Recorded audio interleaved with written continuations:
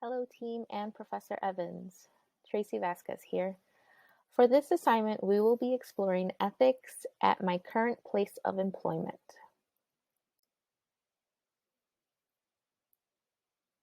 The difficult ethical dilemma here, deciding when a student needs to be removed from the Alternative Learning Academy. Here's a little bit of a backstory. For this presentation, I interviewed my boss, Francesca Anderson, Program Administrator at Academy North in Township High School District 211. She has worked in education for over 20 years. Currently, leads 6 teachers, 6 TAs, 3 social workers, and 1 school psychologist. We are located in the northwest suburbs of Chicago in the village of Palatine. This is an Alternative Learning Academy, ALA, for special needs high school students.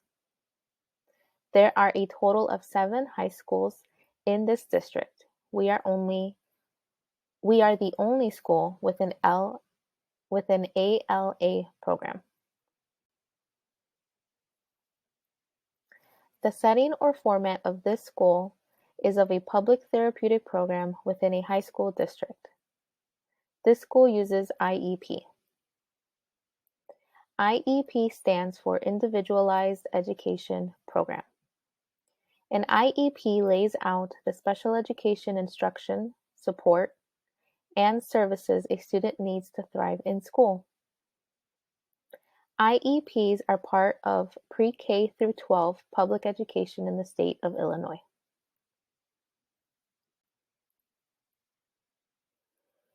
Goals and objectives of the ALA program is to serve students from grades 9 through 12 who are eligible for suspension or expulsion, or who have been suspended or expelled due to gross misconduct. The desired outcomes for our students at ALA are as follows. Acquiring skills for successful group interactions, communication, problem solving, conflict resolution, decision making, increase of self-worth, and acceptance of responsibility. Acquiring the skills and gaining education to transition back to the regular school environment, acquire a high school diploma, or transition to further education training or employment.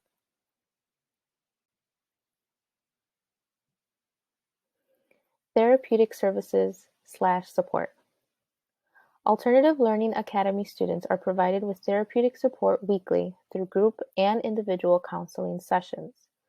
During group sessions, students will be taught strategies on topics such as anger management, problem identification, problem solving, academic improvement, social skills, training, and goal setting. Finally, bringing me to the case context or problem. Problem. A student is beginning to exhibit physical aggression, attempting to get into teacher's lounge, and yelling at staff. Through Emote, a software that tracks student behavior, emotional regulation, and social skills, we can see this freshman student struggles the most on Wednesdays. This is what the data looks like for said student. In the bar graph to the left, we can see the student is most heightened between 10 a.m. till noon. This is reflected in red. When looking at the bar graph to the right, we can see the student is most unfocused on Tuesdays and Wednesdays. This is reflected in yellow. On Wednesdays, the student is most heightened, dysregulated, and aggressive. This is represented in red.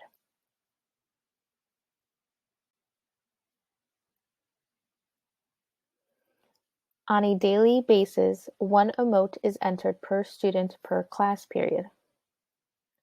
Every student has a minimum of 7 emotes per day, 1 per class period. More emotes are entered when a student is dysregulated. Here we see a few examples of what an emote looks like. We are using student A for this example. The blue smudges that you see is to hide the names of teachers and staff.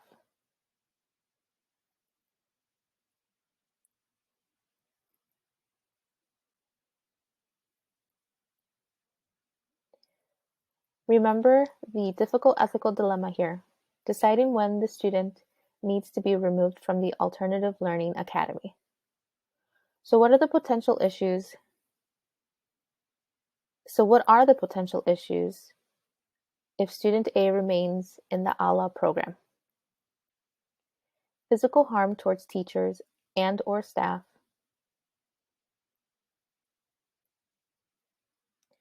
student A has been in this program for 2 semesters. Have we given student A enough time to explore, learn, and develop coping skills?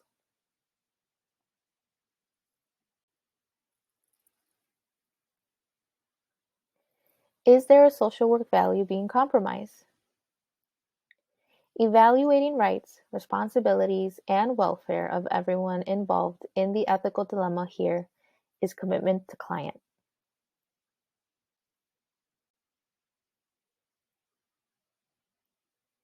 Evaluate rights, responsibilities, and welfare of everyone involved. The NASW Code of Ethics states that the first ethical standard is responsibility to clients. 1.01 Commitment to clients. Social workers' responsibility to the larger society or specific legal obligations may, on limited occasions, supersede the loyalty owed clients, and clients should be so advised.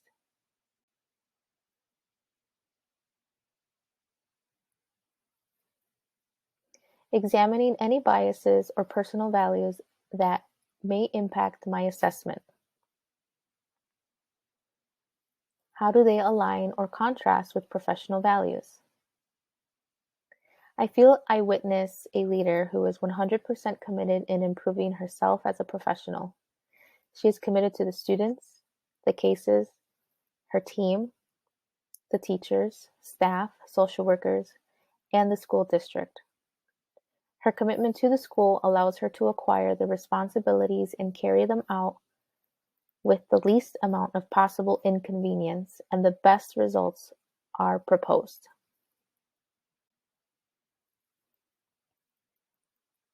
My effective reaction to the dilemma and how could this effective response impact my professional assessment?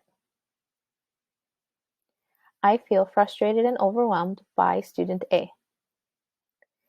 If I'm being completely transparent, and if I were the program administrator, I'd lean towards letting the student go from the program. The student is tiptoeing closer to being dropped from the program. However, when we evaluate the situation with the NSAW Code of Ethics, I am reminded of our legal obligation covered by special education law or the Individuals with Disabilities Education Act. IEPs were created for eligible kids who attended public school, which includes charter schools. Responding from a place of frustration would be unethical and illegal. Remembering that each student has a team and together could create a game plan to help keep student remained in the program and come up with goals together. Remembering the school district mission statement. The mission of the Township High School District 211 is to serve the educational needs of the community by developing and implementing quality programs which challenge students to achieve their potential, to become contributing, informed citizens capable of meeting the needs and the demands of a changing world.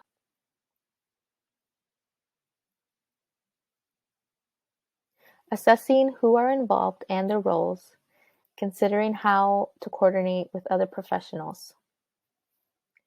Each student is assigned a school social worker, has access to school psychologists, and has a case manager, in this case, a teacher.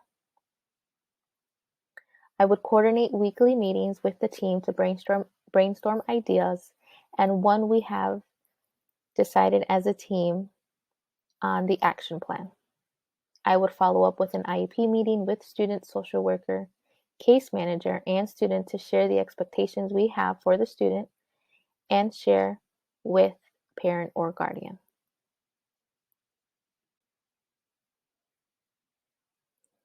As I reflect upon my experience with the decision-making process and paying special attention to how the ethical decision processes can be implemented throughout my social work career, I conclude the following. For the time being, Student A deserves additional time in the program. Student A's team will continue to problem solve with student, apply crisis intervention training when needed, and continue to collect emote data. If student A begins engaging in physical violent behavior or begins to verbally threaten the safety of self or others at any location within the school, the student is suspended for a period of 10 school days.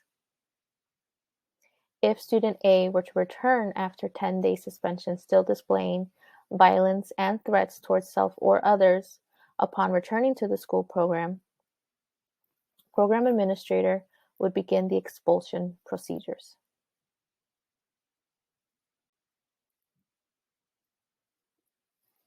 Thank you for sticking around to the end of my presentation.